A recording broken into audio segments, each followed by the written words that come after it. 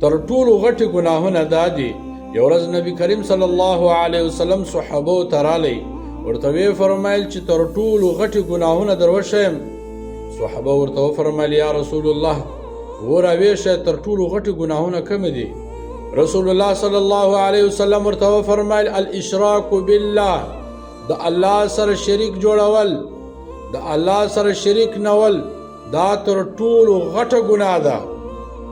او دوم عقوق الوالدین، د مور و پلار نافرمانی، مور و پلار خفه کول، مور و پلار ته په سپک نظر کتل، مور و پلار سره جنگ او جګړې کول، دا د شرک وروسته غټه دومه ګناه ده.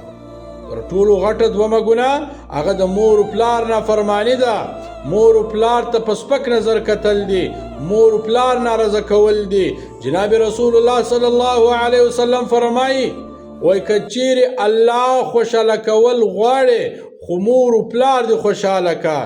کله چې د مور و پلار راضي سو نو الله راضي سو، او کله چې د مور و پلار خفه وي ناراضه وي نو الله جل جلاله نشه خوشحاله کولی.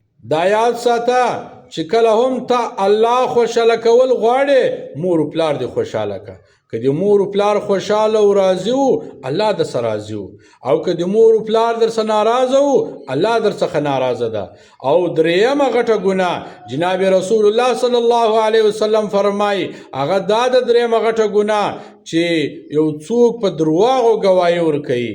یعنی په درواغو ګواهي ورکول دا په دنیا کې تر ټولو درېیمه غټه ګناه ده.